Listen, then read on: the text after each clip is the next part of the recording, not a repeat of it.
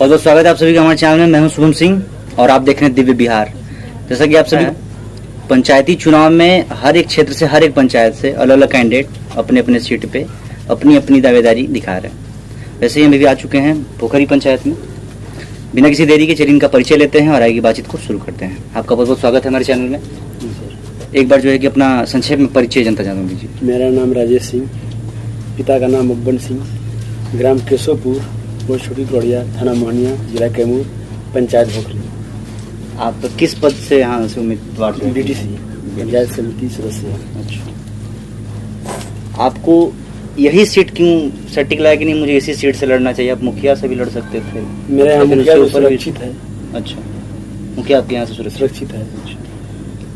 BDC का ही जो seat है आपके यहाँ, तो 5 साल उनको कार्यकाल मिला होगा। जी सर। तो उनमें जो कार्य आप उनके देखे उसको थोड़ा बहुत जो है कि संक्षेप में बताएं। मुखिया का कार्यकाल? जी, मुखिया का कार्यकाल तो बहुत अच्छा नहीं रहा। मेरे यहाँ देख रहे हैं स्थिति। हाँ, हालांकि हम आपको बता दें, हमें जो है कि खुद स्वयं थोड़ी बहुत परेशानियों का सामना करना पड़ा। रास्ता थोड़ा बहुत वो हमको लगता है इधर बीच का गिरा है क्या टुकड़ी को? हाँ, इधर का। और बिहार में एक दिलचस्प ये बात है कि चुनाव के समय ही बड़ा रोड का याद आता है नेताओं को, या फिर जो भी सिटिंग कैंडिडेट हैं, कहीं गिट्टी, कहीं राबिस, कहीं बालू गिरा के और जो है कि फुसला देते हैं कि हम तो तुम्हारी हितैषी हैं, ये वाली बात। तो आप जो है कि गिनवाइए उनके कार्यकाल, क्या क्या किए क्या नहीं किए। मुखिया का कार्यकाल? जी, मुखिया जी तो नल जल का जो काम हुआ है मेरे हुआ है आपके क्षेत्र में? हाँ, हुआ। आपके गाँव में है? हाँ, हुआ। धरातल पे है? हाँ, मेरे यहाँ। अच्छा, आप उसका लाभ उठाते हैं? हाँ, लाभ उठाते हैं। कार्यकाल जो नल जल का सही है। गली के मेरे गांव में नहीं हुआ है, पंचायत में अदरवाइज गांव में हुआ है, लेकिन मेरे यहाँ मैंने मान के चलिए कि 10-20% काम हुआ है मुखिया के। क्यों ऐसा? क्यों वो मतलब आपके गांव को छाट क्यों दिए कि हम क्या मतलब क्योंकि गांव में काम नहीं करेंगे हम? अब यहाँ के वार्ड सदस्य जो हैं अपने भागीदारी कितना निभाए नहीं निभाए तो वो लोग जानते हैं। जैसे जो समस्याएं दिख रही हैं, हालांकि उतनी बड़ी समस्या नहीं, इस पे अगर ध्यान दिया तो हो गया होता। तो आप जो आपके यहाँ के जो सिटिंग वार्ड हैं या फिर जो भी आपके यहाँ, तो उनसे आपने इस विषय में बात विमर्श किया? बात विमर्श किया। जो 7 निश्चय चल रहा था, योजनाएं थी, आजकल करते करते नहीं हो पाया। आपको क्या लगता है क्यों नहीं हो पाया? फंडिंग नहीं था कि वो मुखिया बोल रहे हैं कि पैसा नहीं है, जो नल जल का काम हुआ है उसी का पैसा भरपाई नहीं हो पाया, तो मैं गली में कैसे पैसा गली क्षेत्र में? तो जो नल जल का काम हो पाया, भरपाई नहीं हो पाया, वो तो अपने पैकेट से किए नहीं होंगे। 50% पैसा मिला है क्यों नल जल में? 50% उनका इतना मतलब समाज में अपनत्व वाली भावना है कि बिना पैसा के लोग काम कर दिए उनका। हाँ, ऐसा है। हाँ? जो उनका कहना ये है? उनका कहना ये नहीं है। अच्छा, तो जैसे आप बोले ना कि भर नहीं पाए, हाँ। वो वाली चीज, क्योंकि काम हुआ हो तो हर जगह वो पेड किए होंगे अमाउंट। हाँ। अब मान लीजिए आप किसी आपके यहाँ से कोई सामान वो लिए दुकान, अभी जो सवाल होता है मुखिया से, तो बोलते हैं कि नीतीश कुमार जी पैसा अवेलेबल पंचायत में नहीं दे रहे हैं, और जो बोला जाता है जो डिमांड भेजे हैं पैसा आएगा तो काम होगा। अच्छा, यहाँ पे आपको जो कि फंडिंग का अगर इशू आता है तो मैं आपको एक चीज याद दिलाना चाहूंगा। आपसे थोड़ी दूर बगल में नरहन जमुरना पंचायत है। जी सर। वो बिहार में उसका एक लेवल आता है उस पंचायत का, और उस पंचायत के वर्तमान मुखिया का अभी हमने इंटरव्यू लिया है। वो बताते हैं कि आप अगर कार्य कर रहे हैं तो हर वर्ग के अधिकारी आपको समर्थन करेंगे, आपको सपोर्ट करेंगे। फंडिंग जितना है आप उसी में करिए, उसी में विकास करिए। हालांकि उस पंचायत का विकास हुआ है, ऐसा नहीं है। तो वहां भी तो वही फंडिंग आता होगा कि नीतीश जी कहीं आपके पंचायत के लिए अलग भेजवाते हैं कि नहीं, जो भोखरी पंचायत कि नहीं, भोखरी के लिए हम अलग से जो है कि कॉन्ट्रैक्ट बना रहे हैं, आप इसके लिए अलग बिलिंग करिए, ऐसा तो कुछ बात होगा नहीं। जनसंख्या के आधार पर पैसा का जो है सरकार से डिमांड आता है, तो वहाँ की जनसंख्या मेरे पंचायत से कम है, तो वहाँ का विकास मान लीजिए जनसंख्या अगर कम है तब तो समस्याएं भी कम होंगी। हाँ, समस्या भी कम होगी। संसाधन का मरम्मत भी कम करना होगा, तो बजट भी कम आएगा, तो उस बजट में तो करा ही सकते हैं। अच्छा चलिए, हालांकि मेरा अगला सवाल आपसे है, आपको ऐसी क्या आवश्यकता आन पड़ी? आप हालांकि अभी युवा दिख रहे हैं, आप तमाम आपके पास ऑप्शन है। हम इसलिए राजनीति में आए कि जो देख रहे हैं समाज में दबे कुचले लोग जो हैं उनका विकास नहीं हो रहा है। दबे कुचले से किस तरफ आपका तात्पर्य है? इस तरह जो बिचौलिए पैसे लेकर के ब्लॉक से कर्मचारियों से काम कराते हैं, जिस व्यक्ति के पास पैसा नहीं है, गरीब तबके के लोग झोपड़ी में रहते हैं, आज भी उसके पास कॉलोनी नहीं है, इंदिरा आवास नहीं है, उसको संसाधन नहीं है, यानी दलालों के द्वारा वो कार्य जो है कि चल रहा है। अच्छा। मेरे पंचायत में चल रहा है, मेरे पंचायत का पूरे बिहार में चल रहा है मान के चलिए। लेकिन हमको उद्गार आया दिल में कि मुझे राजनीति करना पड़ेगा, और राजनीति इसलिए कर रहा हूँ कि सभी शोषित वर्ग के लोगों को ऊपर उठाना है, निचले पायदान के लोगों के बहुत आगे हमको मैंने सोच के बढ़ाना है।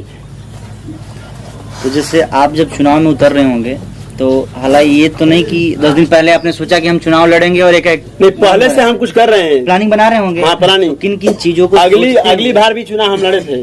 चुनाव लड़ने से पहले भी कुछ काम किए हैं। जो बिजली का काम है मेरे यहाँ ECI कंपनी से मेरे गाँव में बिजली नहीं था। अच्छा, मैंने मैंने विधायक से प्रयास किया, यहाँ के निरंजन हम वर्तमान विधायक थे, वो नहीं कर पाए। नहीं करने के बाद मुझे ठेस पहुंचा।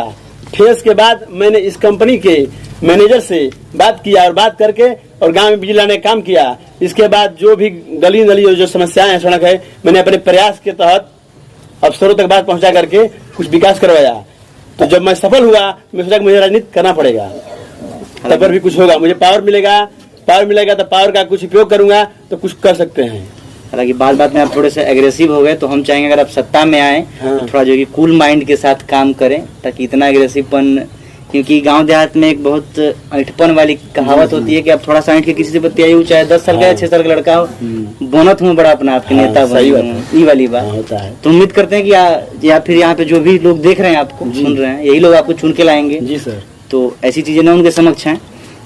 बाकी जात पात को मानते हैं आप? तो जात पात को तो नहीं मानते, लेकिन कोई मानना भेदभाव तो नहीं। चाहिए। क्यों मानना चाहिए, कैसे मानना चाहिए? बिहार में तो मान लीजिए कि हम हमारी जात है तो हम इनके वोट नहीं, ये सब नहीं है, मेरे अंदर नहीं है। आपके प्रचार प्रसार में कहीं देखने को मिल रहा है? नहीं मिल रहा है, ऐसे कहीं भी कुछ नहीं। जात पात पे तो मैं वोट भी नहीं मानता हूँ। अच्छा, इसका कहीं से सपोर्टिव नहीं? कहीं नहीं। प्रलोभन किसी जगह प्रलोभन नहीं है। मैं किसी से भी नहीं कहता हूँ जब जाते हैं अपने क्षेत्र में कि मैं ये करूंगा वो करूंगा। खुद लोग जानते हैं, मैं 5 साल पहले से कार्यरत हूँ, लोग जानते हैं कि कर पाएंगे, मुझे वोट मिलेगा, मैं चुनाव जीतूंगा और जनता का काम जरूर करूंगा। अंतिम पायदान के लोगों को मैं बहुत आगे पहुंचाने का काम करूंगा। मेरे अंतिम सोच है मेरा ही। आप अपने पंचायत में हाँ। अपने आप को किस पैदान पे पा रहे हैं चुनाव में, एक प्रत्याशी के तौर पे? फर्स्ट पोजीशन में चल रहा हूँ।